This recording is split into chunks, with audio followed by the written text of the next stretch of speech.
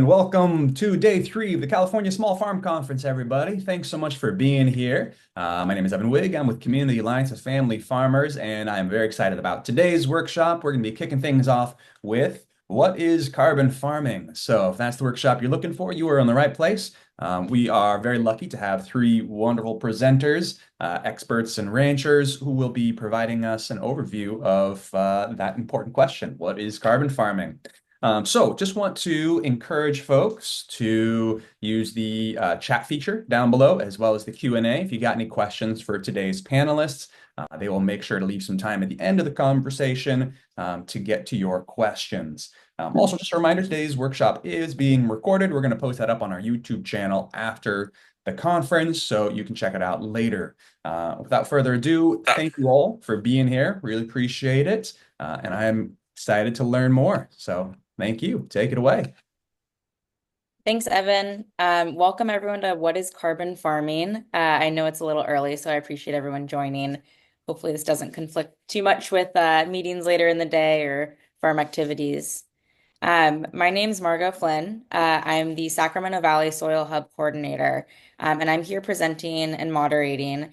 And I'm joined by Joshua Curry, who's the Regional Coordinator for the Central Coast Soil Hub, and Rancher Joe Posey of Posey Ranch in Marin and Sonoma counties. So we have a packed presentation for you all today, but we'll have some time for Q&A at the end. So I'll be moderating the chat and making sure that I can either respond to them or call them out for the group by the end. So feel free to put questions in there for now. Today I'll talk a little bit first about what resource conservation districts are and how we ended up with these ag and climate hubs, or for Josh and I, they're called soil hubs. Joshua is going to talk about what carbon farming is and how carbon acts around your farm as a solar battery. And then I'll jump back in and share about what it takes to get a carbon farm plan and what goes into implementation. And then Joe will share his experiences carbon farming at Posey Ranch and his successes and challenges. And then after that, we'll have some time for questions and answers. So without further ado, um, I just wanted to share, I think RCDs have such an interesting history. They're founded after the Dust Bowl in the 1930s to bring funding and technical assistance to farmers and ranchers. They're founded kind of side by side with NRCS, but RCDs are led by a board of local landowners. There's 95 RCDs in the state, and they usually follow along county lines, but they're not always the same as the county, so it's worth double checking which RCD you're in. And then today, all the RCD's projects and programs are different.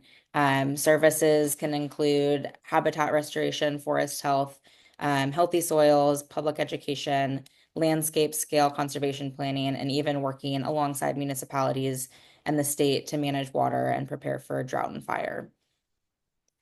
In recent years, the RCDs have embarked on this journey of kind of regional organization. And so, in partnership with the California Association of Resource Conservation Districts, Carbon Cycle Institute, and the Climate Center, they've put together 7 different hubs around the state with the common goal of scaling up climate smart ag work through planning and policy, and we also, as regional coordinators, support the work that happens at the district level so that planners can better serve the producers that they work with, like you all. We're also collecting information along the way to provide guidance informing policy work, and try to encourage RCDs to have opportunities for longer term programming and longer term staff in their communities. And so I just wanted to shout out these partners because they help secure funds for some of our regional coordinator positions around the state. This is a map of where all of us hub coordinators are right now. There's 8 regional coordinators around the state and 7 hubs, and then we have 1 statewide coordinator, Chi, with CARCD.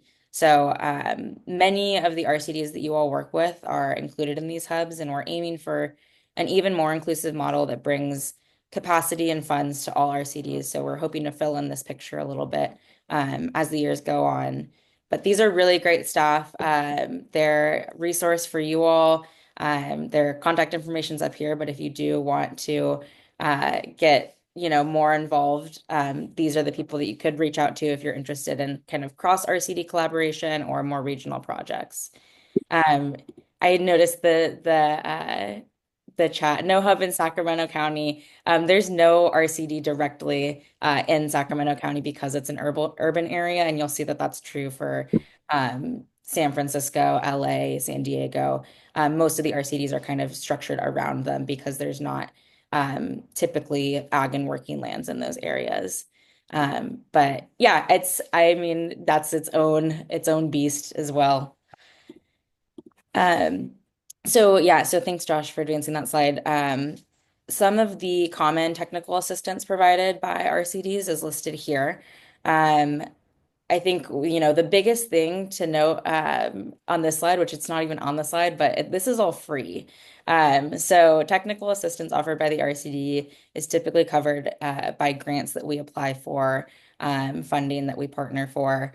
And so, all of these are offered to growers and landowners in the area of no charge. And two of the ones that I wanted to call out specifically are that implementation funding and developing conservation plans. And these pieces in particular are really critical for bringing climate smart agriculture to individual growers.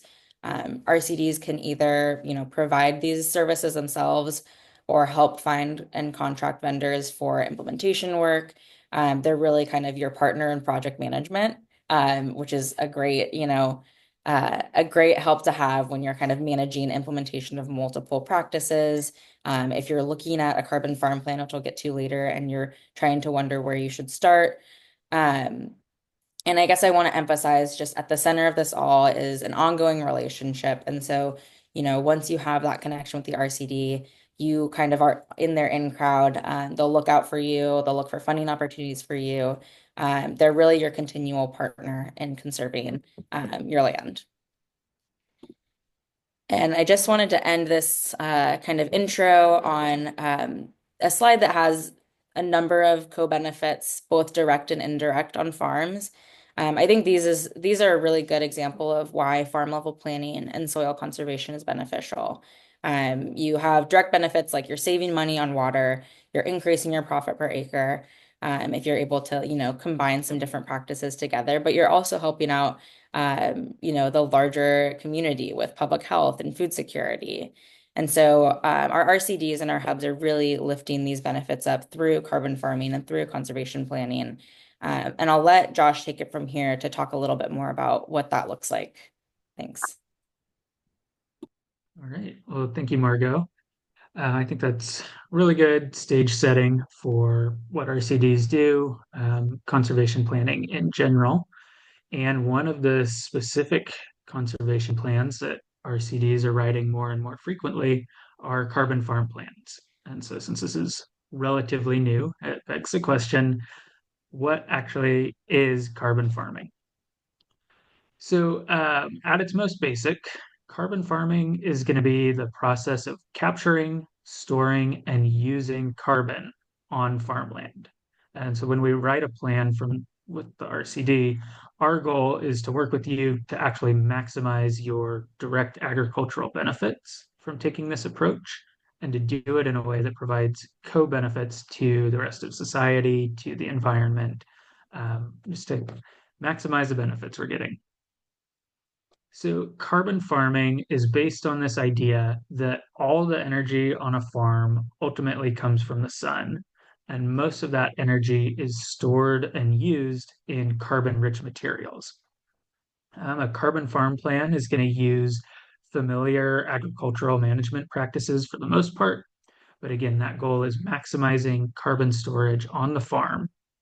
Um, so, if you have received a soil health management plan, a wildlife habitat plan, a grazing management plan, you're probably going to be familiar with most of the actual management practices that would be in a carbon farm plan. But the explicit goal is going to be a little bit different. It's going to take a whole farm approach and optimize that carbon capture ability. So, why is this something you should actually care about? One reason is we can say all farming is already carbon farming. That's because carbon is the central element in the food, fiber, fuels, and flora that is being grown and sold on our farms. So, by actually focusing on that primary role of carbon on a farm, we're going to be looking at two types of benefits. So, first, we're going to look at direct agricultural benefits to your farm and your bottom line. So, we want to look at things that, as they are capturing carbon, are going to lower the costs that you have. So, maybe like fewer inputs or less fuel. We want to do things that can help improve yields, improve soil health and long-term farm viability, as well as increasing the ability of soil to capture, hold, and use the rainwater that you're getting for free.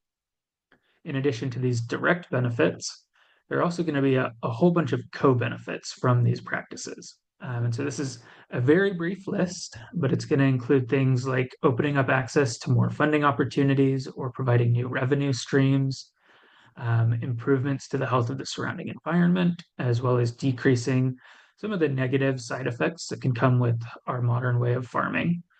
And then overall, just being able to create a lasting positive legacy for a farm or a ranch.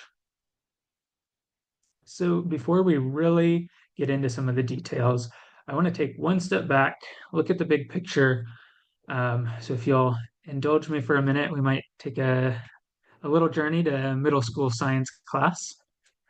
So, what's the deal with carbon, anyways? Typically, if you're going to hear about it in the news and conversation, it usually has a negative connotation attached to it. And we're typically talking about too much carbon dioxide in the atmosphere. So, it's a very narrow focus on what carbon is. And that has led to this idea that we need to decarbonize farms. But this approach is based on only looking at a very small portion of the carbon cycle. So, carbon is a really critical element, not just up in the atmosphere, but in the oceans, in soils, in plants and animals, and it's constantly moving through all of these different phases throughout the earth. So, again, we have only looked at one really narrow aspect of the carbon cycle where things are getting out of balance, and that's caused us to ignore its importance in soils, plants, and water. There's good reason why we have chosen to focus so much on the atmosphere, and that's what we call the greenhouse effect. And so I'm sure a lot of people have heard of this. Probably most of you have at least a basic understanding, but the Earth's temperature is always fluctuating. So that can be getting a little bit colder at night and warmer during the day. That can be those periods of like ice ages versus really intense tropical periods in the Earth's history. Um, and these fluctuations are going to be controlled by the amount of greenhouse gases in the atmosphere. So those really common gases are going to be carbon dioxide, methane, and nitrous oxide. Those are all pretty commonly associated with agriculture. But even water vapor is a greenhouse gas and it's going to trap heat. And so essentially they work like the glass panes of a greenhouse where the focused rays of the sun come in, but then they get scattered and bounce around. And so it delays the time it takes for that heat to radiate back out. And so if these gases are increasing in concentration in the atmosphere, over time, it's going to lead to those gradual increases in overall temperature as well. So here's kind of a picture of what that looks like. They come in really focused. Some of the heat is radiated back into space, but a lot of it just kind of bounces around, hitting the earth and then up into the atmosphere where it hits a molecule of the gas and kind of bounces around. So a lot of it just gets trapped and stored over time. The different greenhouse gases trap different amounts of heat. And so, one concept I want to touch on really quickly because it's going to be a core piece of a carbon farm plan is when we report in your plan on how much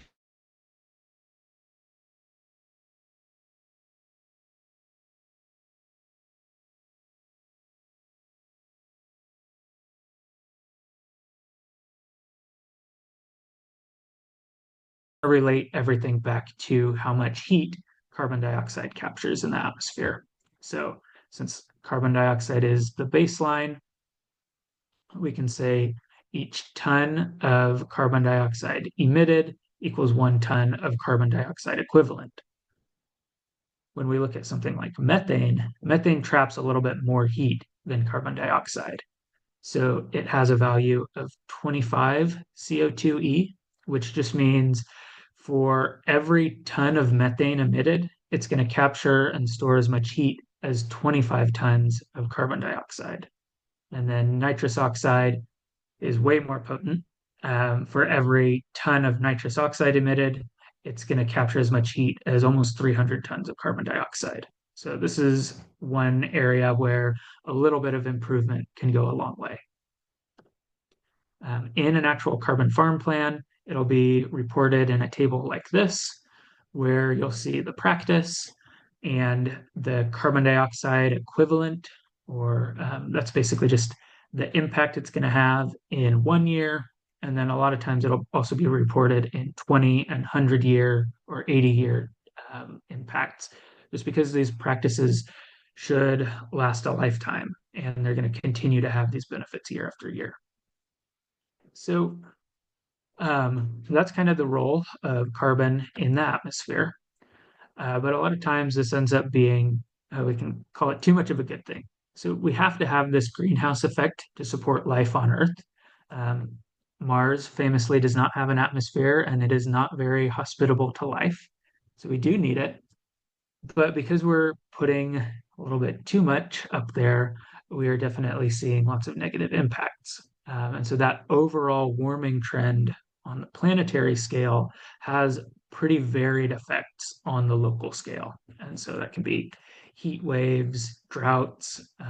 Here on the Central Coast, we've been seeing like really intense rainfall events and dealing with flooding over the last couple of years. Overall, it's leading to a disruption in those predictable long-term climate patterns, which can make for more uncertainty for farmers. So I'm going to just pause for a minute. Margot, have there been any questions in the chat you want to address, or do you want to just save it till the end? There was a question about, are the retentions of methane and nitrous included in CO2e estimates for those gases? I think yes. I think that's what Yeah. equivalent 25 times 200 and something times for nitrous. But it is, I guess, one qualifier is that it's over, those numbers are over 100-year time span. So if you look at them over a shorter amount of time, it's often more. So I think for nitrous oxide, it's closer to like 80 or 90 times rather than 25 if you look over a 12-year period. But over a 100-year period, it's 25. So it kind of just depends on the scales you're looking at. And we can talk about like, ecologically significant scales and geologic time and get into that discussion. But I think the short answer is yes.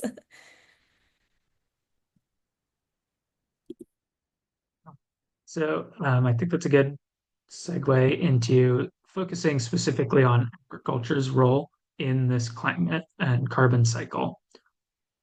So farms, ranches, and other working lands, as we use them, they are emitting these greenhouse gases, but they're also sequestering, which is basically a fancy word for capturing and storing carbon.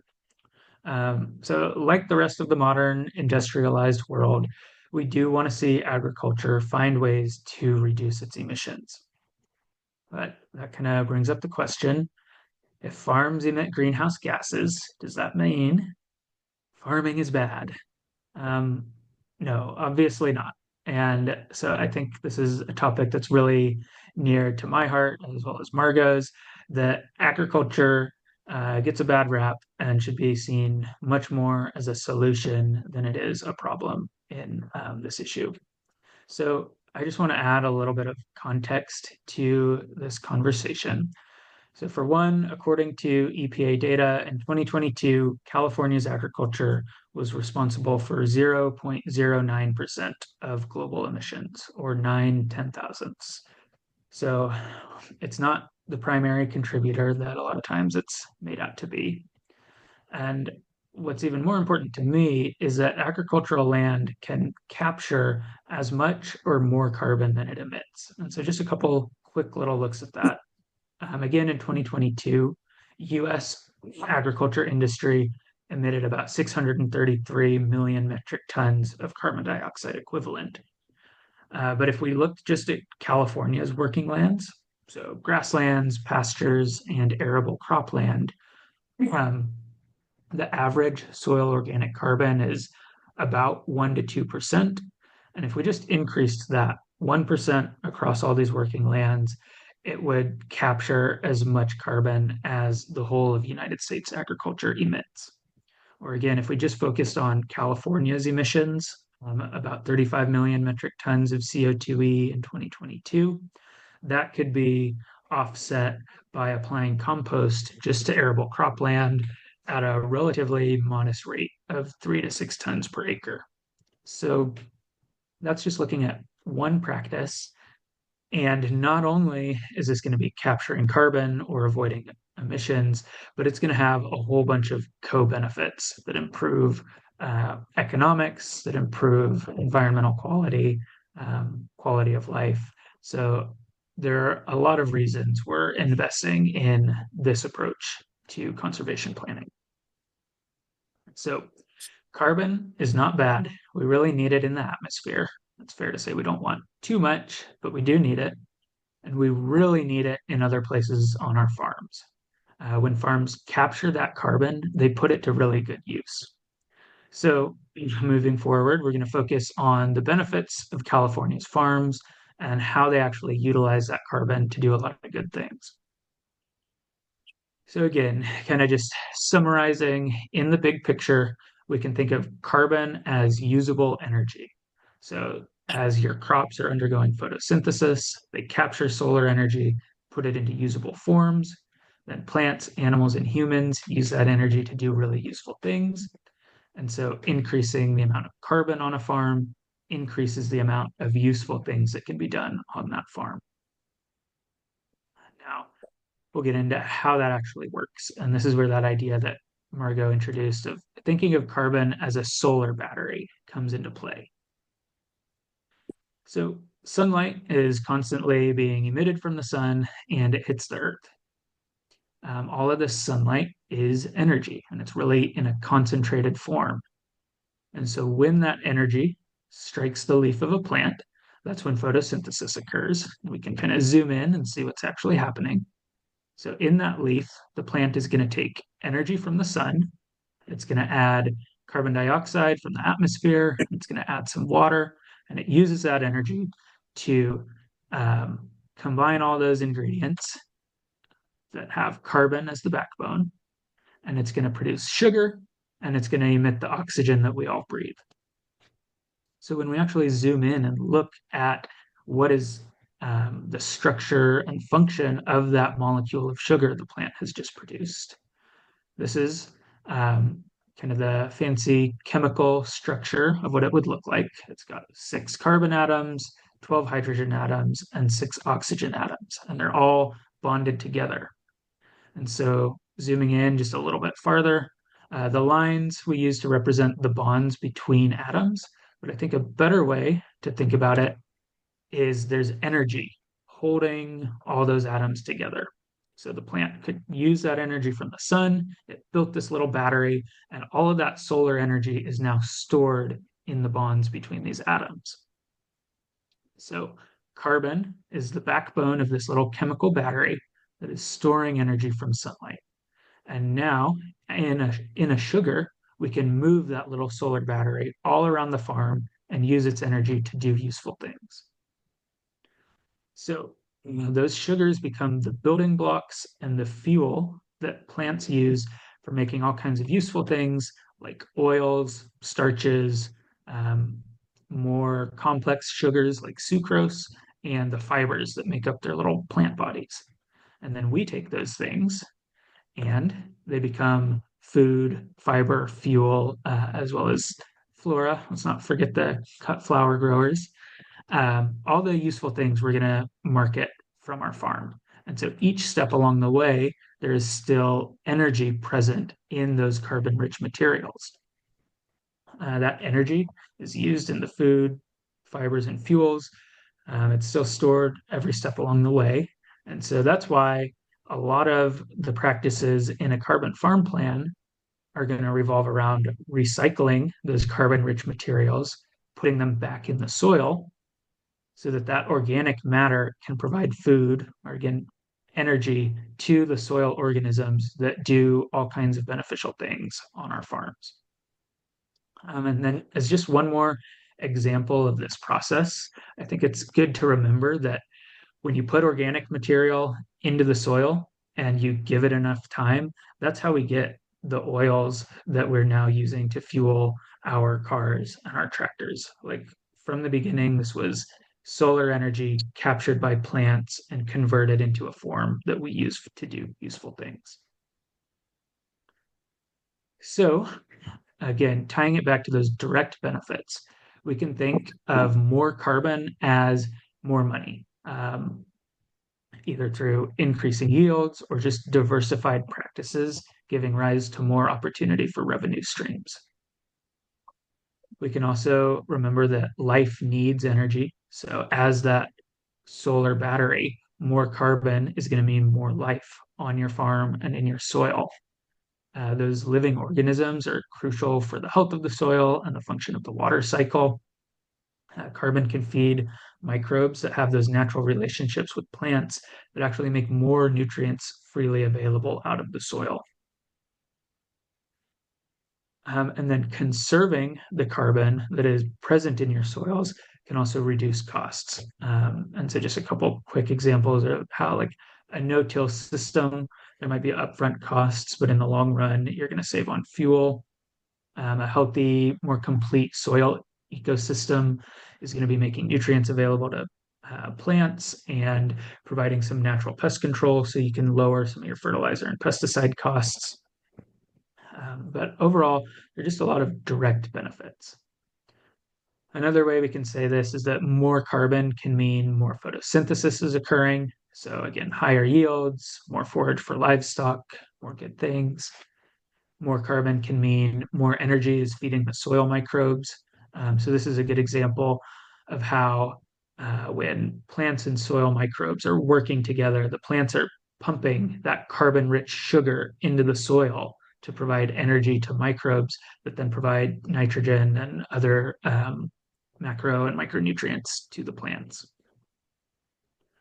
And then more carbon means more non-crop vegetation is growing in beneficial ways around the farm. So that could be habitat for wildlife and pollinators, buffer areas to improve water quality, soil cover reducing erosion, or windbreaks sheltering crops. So that is kind of the basics of how carbon is used and how it provides benefits.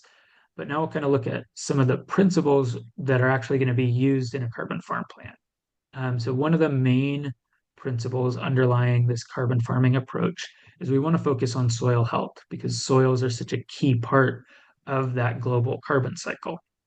So you're going to see a lot of carbon farming practices add carbon directly to the soil. So sometimes that's going to be like compost application. They're going to recycle the organic waste and recognize it's not really waste. There's a lot of usable energy in that. So we're going to put as much as possible back into the soil, feed the microbes. And if you're familiar with the principles of soil health, those are going to underlie a lot of what we're doing in a carbon farm plan.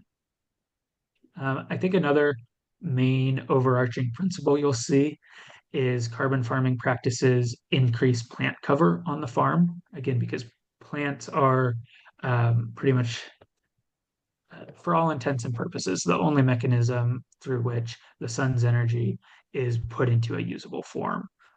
So woody plants are really key because there's so much carbon in that wood. So maybe that's going to be fruit trees or just windbreaks and wildlife habitat. A lot of cover cropping to maximize the duration of green growing plants and those growing roots that feed the soil. So we can actually look at like a couple practices and how they provide a case study of what this looks like. So again, I mentioned cover crops are going to be really commonly used. That's because as a living plant, they use photosynthesis to capture and store solar energy. They're a living crop, so they're actively feeding soil microbes. And then when they are terminated, they can be incorporated into the soil and continue to provide those benefits. So you're going to get direct agricultural benefits like improvements in soil health and water holding capacity. Depending on what cover crop you're growing and how you terminate it, it could be added income or reduced cost if you're using it as forage, or there are even some cover crops that people are using for added revenue at the end of the season. I'm not going to get too into that though. But they also provide a lot of indirect benefits. So it might not move your bottom line, but it can help reduce pollution as pesticides or nutrients are running off. Instead, they get captured by the cover crop and utilized. They can feed pollinators and increase that carbon storage in the soil. Windbreaks, it's going to be a similar scenario where, since it's a living plant, photosynthesis is capturing solar energy and putting it to good work. So the woody vegetation provides that physical barrier to protect the cash crop, reduce erosion. And again, depending on what species you're using, there's potential for doing it in a way that adds income. And then it has a host of indirect benefits like carbon storage or wildlife habitat. And then one final benefit I want to touch on before I hand things off to Margot again is a carbon farm plan can be a really good way to tell the story of your farm's positive impact. So as the RCD comes out and works with you, learns your goals, they're going to highlight in this plan the things your farm is already doing really well right now, as well as additional benefits you can be providing as over time you slowly add new practices and yeah, bring your management style in line with what works for you, what works for your operation, and what's going to capture and use more of that solar energy. And that's because we want to highlight that well-managed agricultural land is the best use for a lot of this land. It's providing food, jobs, communities, conserving natural resources, providing habitat for wildlife, all while it's capturing more carbon than it emits. So hopefully that gets you a little more excited to get an RCD or someone else out to actually walk you through putting together one of these plans. But I'm going to turn things over to Margot and let her explain what that process of planning actually looks like. Thanks, Josh. Real quick, Lorraine Marsh was asking how cover crop and windbreak can add income, and just to elaborate on that, I can take a first stab. There is, research is still coming out about water benefits of cover crop and windbreaks. I know specifically windbreaks, if you're reducing the air movement over your crops, you can also reduce the amount of evapotranspiration, water lost by your crops. And so you may end up with some water savings. You're also reducing any, wind erosion on the topsoil. And so that can save you in fertilizer or soil amendments that you might need to put on. So it's not typically like the windbreak itself is producing income, but it's creating other benefits elsewhere. And same for cover crops. Like the cover crop itself, you may not be using as like an alley crop or uh, uh, something that you're going to sell, but the benefits that it provides to the soil then can potentially increase your fertility, increase your organic matter, water holding capacity. So it's a lot of these kind of secondary impacts that are what is saving you money. So I'll dive into how to get a carbon farm plan. If that all sounds good to you, then you might want to reach out to your RCD. I split the steps in this section into planning and implementation, and I did that for two reasons. One, it's a natural break. It makes sense on how to split things up. And two, funding is also often split up by funds for planning and funds for implementation. And I'll talk a little bit about that at the end of my session here. But I think the key takeaway from looking at all these steps is that carbon farming isn't going to be the easiest process. It's a lot of experimentation and dialing in. But RCDs or your partners that you reach out to are there so you don't need to tackle this solo. If you're familiar with NRCS conservation planning, This is pretty similar, but it's more through the lens of carbon cycling. A lot of what Josh mentioned earlier goes into the plans. And it also includes funding strategies to help you get to that implementation step. There's also, at this point, thankfully, a lot of farmers and ranchers out there that have experience with carbon farming that we can learn from in this process. And so we're really excited to hear from Joe in a little bit. So the first stage is pre-planning. This is your usually your first farm visit with the technical assistance provider from the RCD. And I forgot to mention the planning section of carbon farming is typically always free. You may reach out to your RCD and they could say, I don't have funds for a carbon farm plan right now, but now that they know that you want one, they can look for funding and hopefully within the year secure some funds so that all of this comes to you free of charge. And then that implementation step is when we would work together to find funds together. So this pre-planning, you're doing your first visit, you're establishing your team, who are the partner organizations that should be involved, who's in what role, what are the expectations, and we're really building an understanding of the carbon cycle and how it relates to climate adaptation and mitigation on your farm specifically. Also at the center of this step is just building an understanding that the producer is the primary beneficiary of this work. So a lot of what we're doing is to respond to these resource concerns and at the same time build carbon. But we're not just doing this, for no reason. It definitely comes, it's an arduous process at times, and we want it to make sure that there's going to be clear benefits to growers. The next step is inventory and analysis. And so this is field surveys, soil health assessments, other site visits. This is when the landowner will really share about the history of the farm and the ranch and what that management has looked like. And it's also when they're going to identify what their goals are, both short-term and long-term. And this why is really what helps planners at the RCD determine what practices and outcomes should be kind of on the table. And they can also support kind of your prioritization when you're making decisions. The next step is decision making and support. So once we've decided what's up for grabs, like what are you thinking about, then the planner will go and they can calculate the farm's carbon capture based on different practices. And this can really help evaluate alternative practices like those hedgerows or windbreaks or cover cropping or compost. And you can decide if you want to kind of key into the carbon impacts or if you're more interested in directly responding to your resource concerns. And that's how you can prioritize what actually goes in the carbon farm plan. And so scoping out these alternatives, selecting the alternatives, that's really at the end of the day what's going to give you the clear roadmap forward for your whole farm or whole ranch carbon farm plan. I think also, it's important to find what is specific to your site. And so what works for one ranch might not work for your ranch. And so, when you write the carbon farm plan, as you enter implementation, it's really important to be picking out, and this is something that technical assistance providers can help you with, but picking out practices that really make an impact.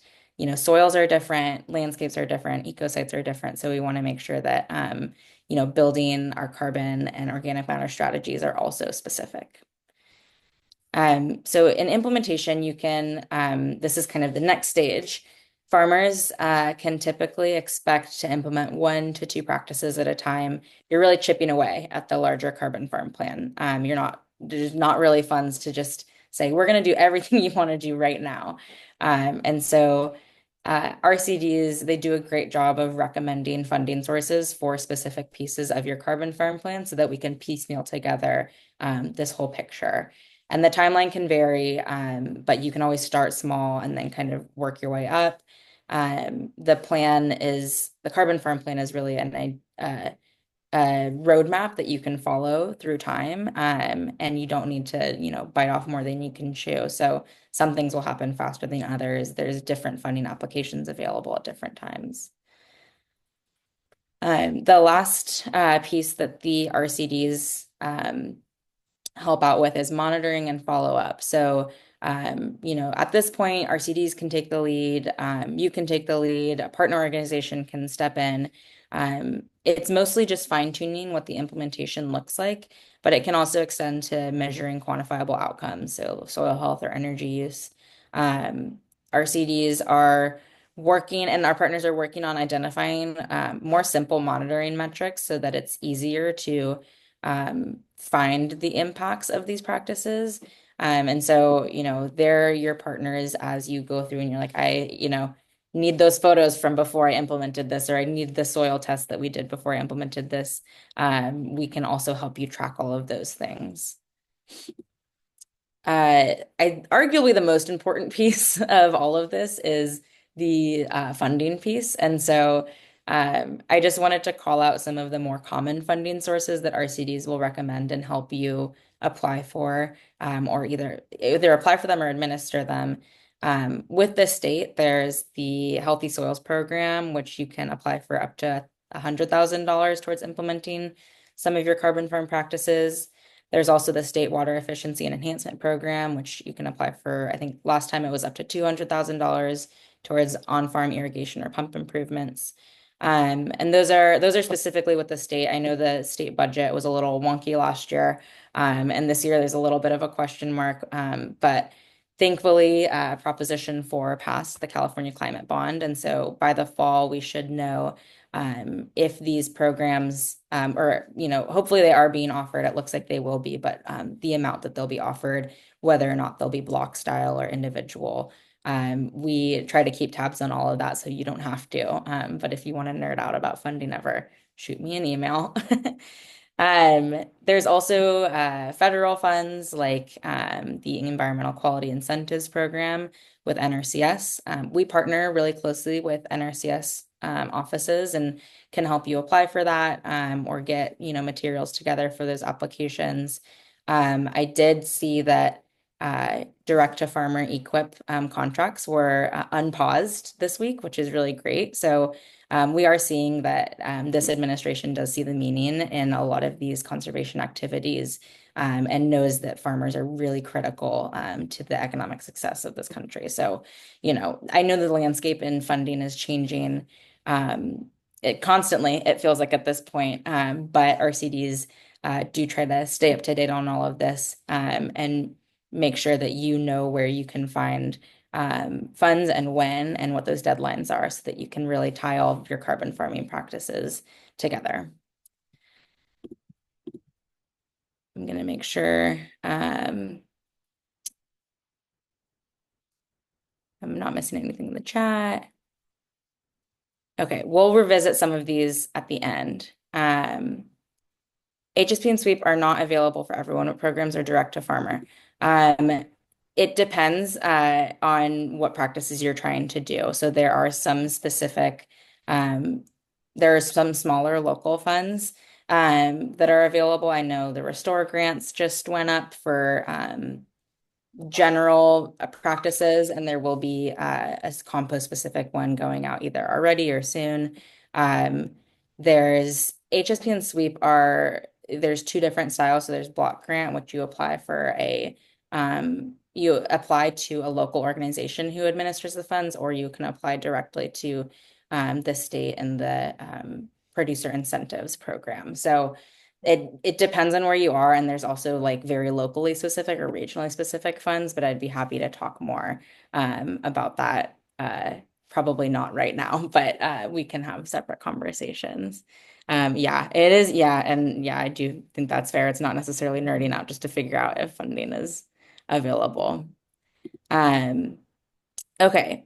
I will turn it over to Joe now, and we can get to the rest of the questions at the end. I just want to make sure that he has enough time to talk about his experience. All right. Thanks, Margot. Appreciate having the opportunity to speak to all of you about carbon farming and looking at it kind of from the rancher's perspective, or landowner, in the sense of what carbon farming could do for a rancher and what it's done for me in my example. So the first slide we have here is I've kind of diversified as so many ranchers are. You got to diversify your business plans to kind of make a living and make the land work for you. I'm a rancher, but I'm also a district manager for the Gold Ridge Resource Conservation District, and I've been there since 1994. And it started out small, and it's grown to be very very helpful for the landowners within our region. We have a tremendous staff that works with all the different aspects of agriculture and science, within our group. So it's really nice. And the slide that we're seeing there now is we did host a kind of a workshop day here at my ranch. I guess it was last year.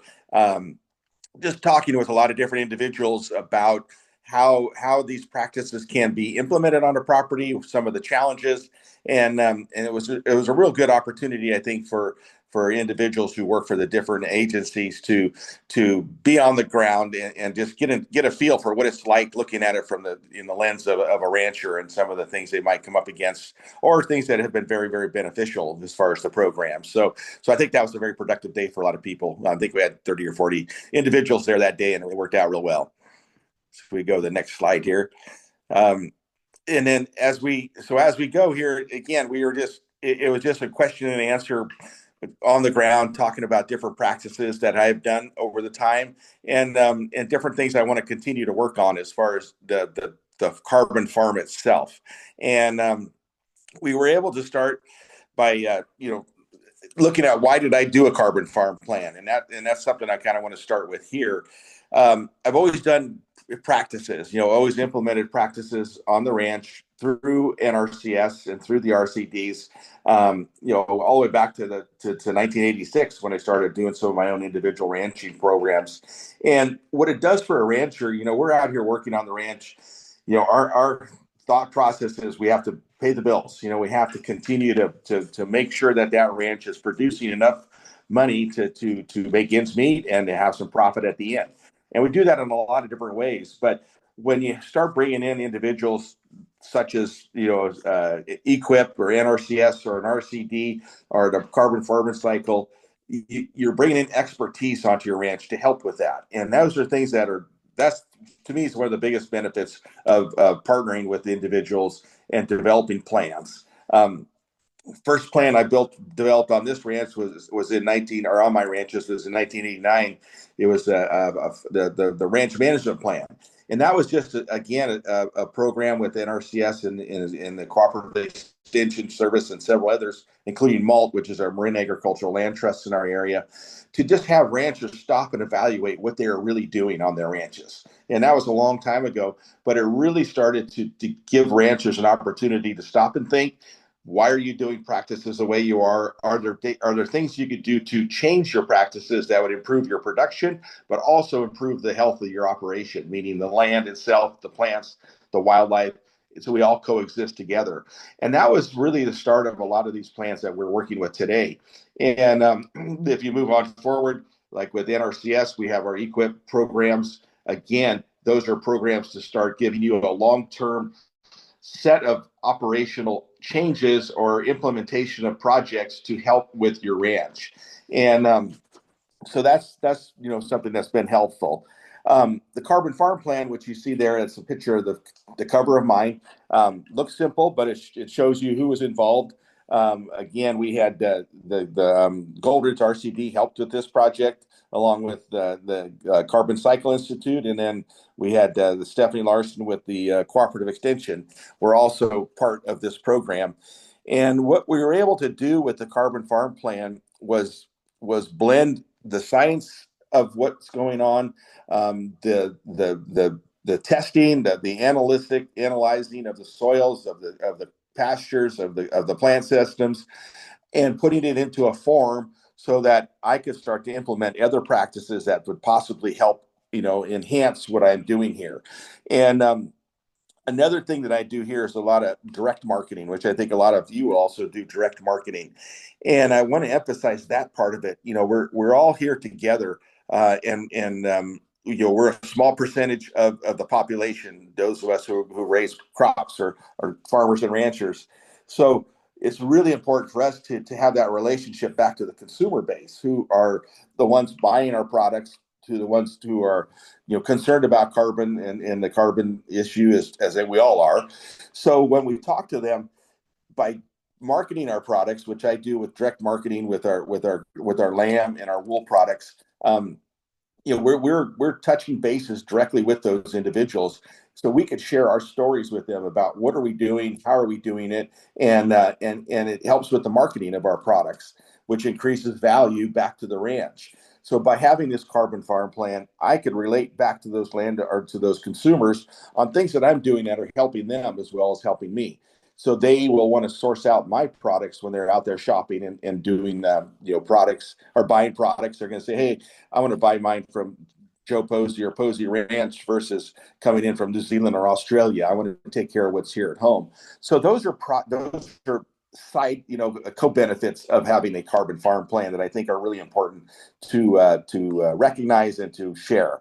So when you look at the carbon farm plan, you start right at the base of what is it? What are we trying to do here? And what I like to say is that we're taking the information that we have that's kind of all over the place and putting it into one spot. Meaning, this one document of the carbon farm plan is scientists and analytic tests, like with soil tests and residual dry matter amounts of soil and about a plant base that we have on the property, putting it all in one place to say, okay, what can we do to improve it? What have we done already that's going to benefit it from the stands of the practices that we've already done? And I believe Joshua mentioned that in his talk about how we're already doing a lot of good things out here. And that's another part of the carbon farm plan that's important, that it's not like it's all brand new to us. It's all, it's things that we've already been doing it, but it's, again, putting it into a form that could be presentable, that we could track it so we could, see our improvements and put a goal of different projects that we want to have in front of us to enhance the property that we have. So that's what we've done. Like on this ranch here, it shows there. I believe that slides up there is the residual dry matter amounts that we've measured on the property and things that we can do to improve them. And those are benefits. Those are things that we've done a lot of non-till drilling of plants or seeds on our ranches. It's a non-till drill that we have that the Resource Conservation District has purchased in the Gold Ridge District in our area, and the Marin RCD as well. And that's a tool that ranchers could use to get these seeds in the ground. We're not tilling the soil. We're doing it as a non-till practice. So we're increasing the seed base on our properties to enhance the productivity. And it's always that fine line of, how much do you take out of the land when you're trying to get products, for meat converted into wool and lamb and beef calves, or, and how much do you leave back to enhance the soils and to increase the long-term productivity of the property, which is the goal. So that's where we're at here. That's the mindset, I think, of we got to still make a profit, and that's an important part of it. But we have to make sure that the land is taken care of, and that's what this does. To me, that's what this does. It brings that opportunity to light in this document, page by page, paragraph by paragraph, of things that we can do and the things that we have done. So, with that said, some of the things that I've done, first off, from the things I've done in the past. It's kind of cool when they look at it, and again, these are scientists talking about what we've done. It's not me just telling people and making a guess. Right now, I believe for the projects we've done already on the land here, prior to me even getting started with the carbon farm plan, which was done in we completed it in the beginning of 2018. But we're already, and I love this analogy, and it's someone that a lot of people use now, and I like using it. With the practices we already have implemented, we're taking about 1.4 million car miles off the road over the last 5 years. And everybody drives a car, and all the consumers we talk to, or anybody drives that has a car or vehicle, they can relate back to that. So I always tell people, if my 356 acre ranch could help reduce carbon by eliminating that many million car miles off the road, just think if you increased it to every ranch in the area. and it's doable. And that's the thing that excites me about really being promoting agriculture. So many people kind of want to hammer it, and it's like saying, hey, these are things that we're doing that, one, we're providing food and fiber and food security for all of you, but we are also enhancing the environment with the practices that we're implementing. And that's exciting for me to be able to share. So those are practices we've already done. One of the practices you're seeing here in one of the photos is the application of the compost, and that has been great. Traditionally, a lot of times people will use regular cow manure or turkey manure from the local areas, and that works okay, but all of a sudden you're creating a huge amount of nitrogen and maybe almost too much, and when you do that, you get a real select amount of growth in your pastures, and a lot of times it's things you don't want. It's a thistle, or it's a plant that you don't want, that's not favorable for the soil or for your pasture and for your animals. So all of a sudden it might look really good, and it might be cheaper to be able to just say, hey, spread all that cow manure on this property right now, and we'll do it, and we'll see what grows. Where now it's more based on, with the composting, it's more like a tactical strike, in a sense of putting on that quarter inch of compost. We know scientifically what it will do for us. So when we do put that compost on the soil or on the property and on the ground, we know what it's going to bring. We know how much water it's going to hold back for us and to capture. We know what kind of plants that it'll enhance and grow better with, and that coincides with the type of plants we put in the soil with our non-till drilling program.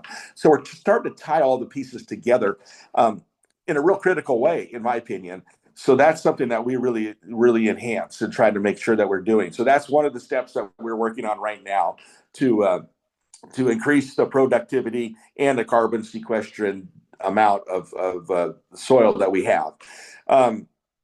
Another one I'm going to touch bases on is the solar, because I look again at the picture of this ranch as a big picture of, okay, what are all the different things we can do to reduce the carbon? And part of the carbon is the energy, and energy is the electricity we use. That's going to be used. That's going to be taken from somewhere, either a hydro plant or a coal plant or nuclear, wherever this energy of electricity is going to come from for my ranch. What can I do in my small little way to help offset that? And the one thing I did is I took the step several years ago to go ahead and put in a solar panel farm, a solar farm for my ranch itself.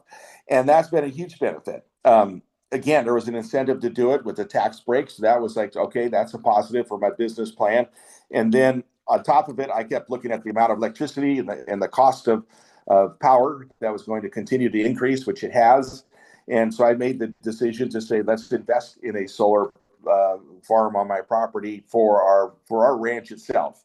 And we have, and we've reduced our solar bill, or our PG&E bill, from it's like $700 or $800 a month down to about $25 a month. So that has been a big plus. It's going to take about 4 years to offset it with the cost of putting it in, but I plan to be here longer than 4 years, so that's going to be a benefit for us. Plus, we're automatically right now taking that energy need off of that power grid. Yes, it's tiny for us when you look at the big picture, but it's also huge in the sense of my business plan, and it shows the example of something that can be done many, many times by so many people. Another practice we did over here on our property was we're always concerned about the aquifers. We have the GSAs now throughout the state about monitoring the aquifers, and ours is a healthy one out here. But it doesn't matter, even though it's healthy, it doesn't mean you don't want to ignore it and say we don't need it. So part of this project is we use about 500,000 gallons a year for all my livestock, for the amount of livestock I have here. So we've done two things. One, we had an old cistern on the property that wasn't being used, and we rebuilt it with the help of the Marine Agricultural Land Trust, and with a grant from them, and we have set that up so that we are using that spring water that's flowing out of the hills into this cistern that we have. We pump it 1,400 feet up the hill with a solar pump system, and we use that for our ranch now as far as the gravity flow to all of our water troughs and our cattle and sheep operation. So we don't have to use that pump as much, which drops the cost of the pumping, but it also lessens the amount of water that we are pulling out of the aquifer. One other one that we have on the books that we want to use is we've built a new barn several years ago, and we're going to possibly use some tanks to catch that water off of those barns to be able to use again as a system that we don't have to pull the water out of the ground. These are just examples, I think, of it's a mindset, in my opinion, of how you look at farming and ranching. It's setting yourself to a position of, knowledge is power, and how can we, as far as protecting our businesses, protecting our food security, to say these are projects that are going to help, and they have, and they continue to help. I have not done any hedgerows. I might. I have a lot of trees in the area, but there might be some areas that we might look at doing some hedgerows, but we haven't done that yet.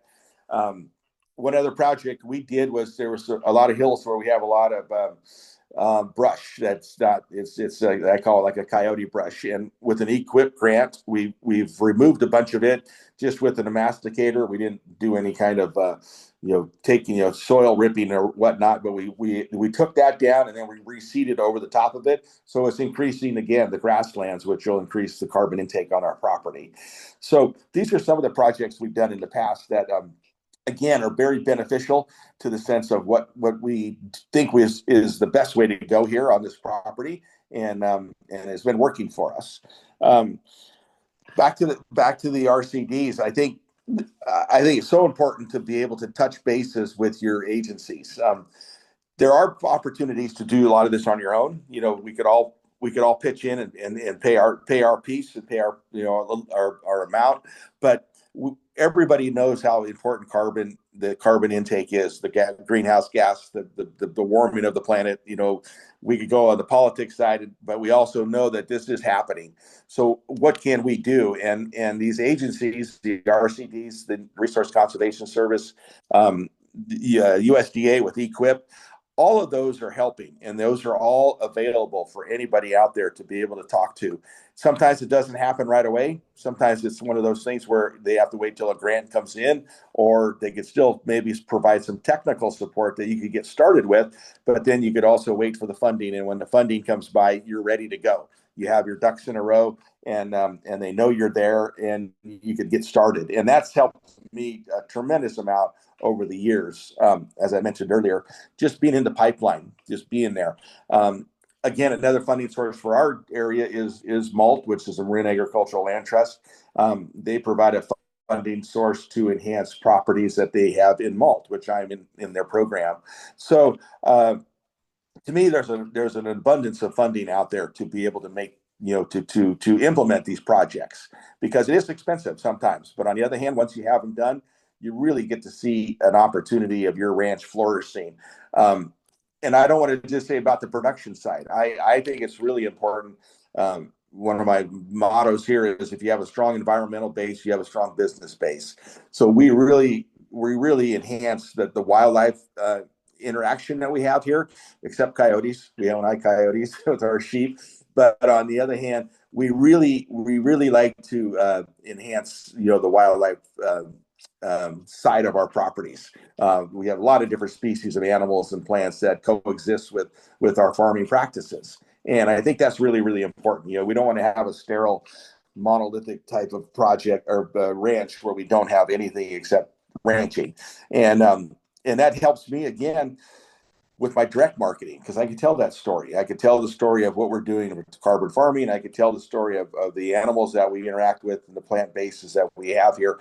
And the consumers are interested. The consumers are interested in what we're doing, and we need to do a better job of communicating with them. So because they need to see farming as a positive. They need to see farming as this is something we need in our communities, we want in our communities, and for food security, and for just life as with the open spaces all around us. We need to protect the farmer. So those are stories that we continue to push here. And and it's been great. It's been a great relationship, learning about your property when you're doing these projects with your, individuals from the RCDs and other science-based programs. So that's kind of a baseline of what we're doing here.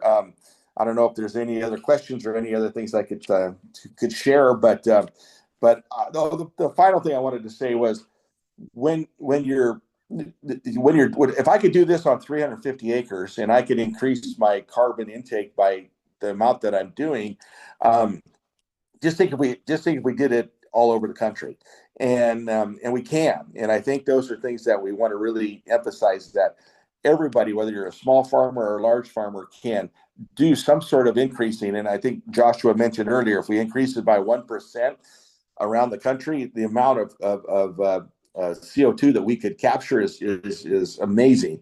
And those are stories we need to continue to tell to our legislative bodies, to our consumers, to everybody out there, to understand, to make sure that, again, farming is looked in a positive light for the future. So those are some of my thoughts. If anybody has any questions or wants me to ask or share anything else, if you have anything else, Margo, that we want me to share, please let me know. Yeah, thanks so much, Joe. It's incredible to hear about this happening on the ground right now, and hearing about your successes and challenges. We do have one question for you. Do you have a baseline carbon footprint of your farm that is developed as part of this carbon farm plan?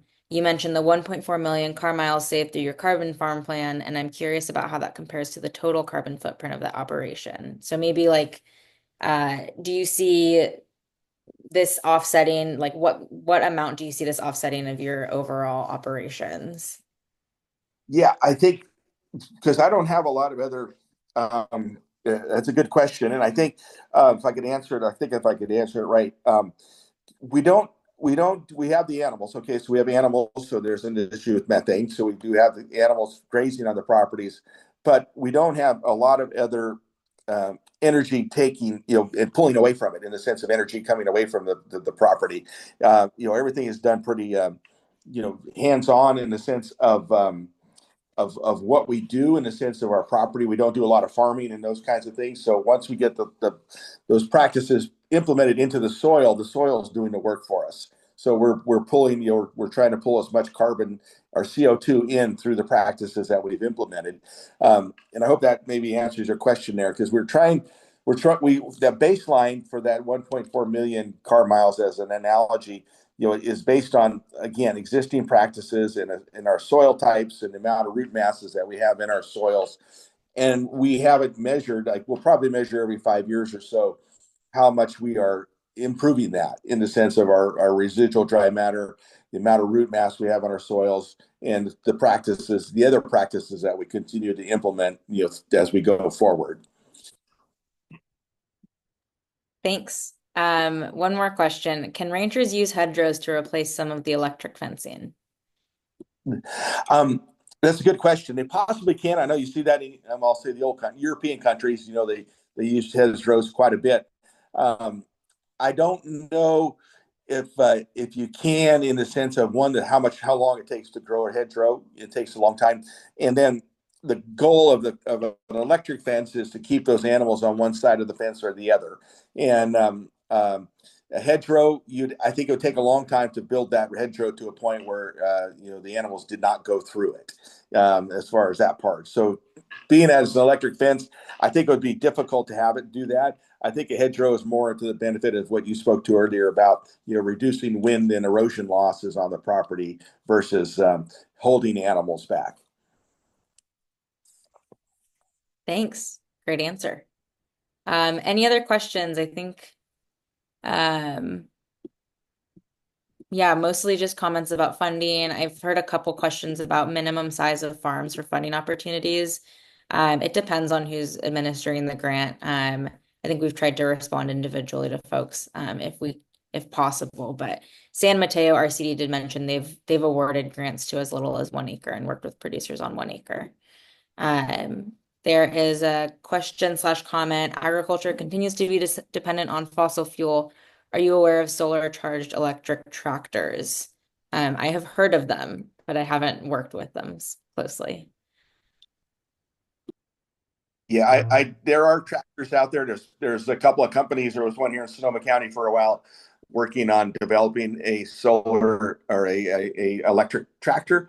Um, um, I have seen people using we use a lot around here, or we call them side by sides, Polarises or Hondas, to get around the hills and feed animals or check animals. And there that technology is coming a long way. And I just one of my neighbors has an electric side by side, and he really likes it. So I think that technology keeps moving forward, and I'm sure we'll be seeing it more and more. I also say there's probably more efficiencies in the diesel or gas tractors as well. So hopefully those are coming along as well, so they're more efficient in their burning of the fossil fuels. Thanks. And I think there was a comment in the chat a while ago that I don't know if it was fully public, but just talking about the overlap between carbon farm plans and certifications, regenerative and organic certifications. This is not a response to any like need for certification, but it's, a process that you can embark on with the hope that this is also going to help you get and maintain other certifications that might help you in your market endeavors. So it's not to replace anything that already exists, but it's sort of just another process that will help you get there.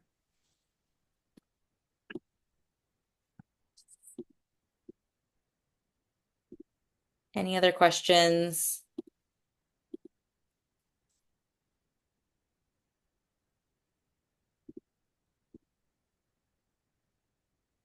Is there a part of this entire farm planning support that can help with doing a full greenhouse gas emissions study?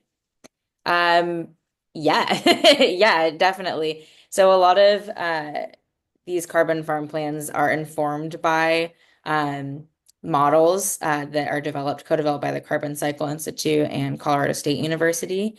And uh, they're constantly looking for more data and more papers to kind of inform their models. And so, if you're implementing something on your farm, and you can get connected with, folks at California state schools or UCs, they're often more than happy to start taking soil samples.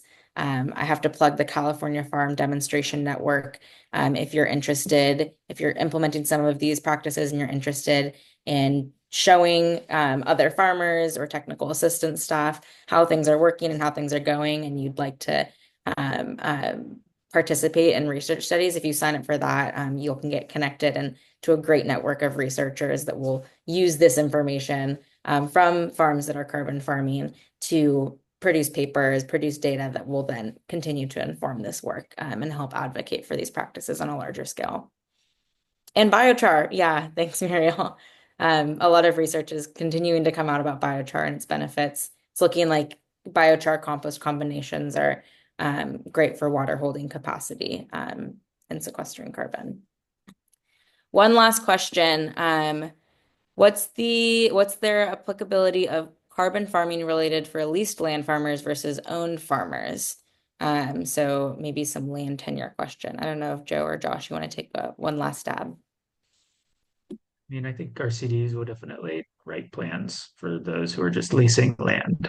Um, Probably some of that will depend on your relationship with the landowner and the security of your land tenure. But we want to see these practices implemented across all farmland, whether it's leased or owned, and that shouldn't be a barrier to seeking help from an RCD or getting a plan written.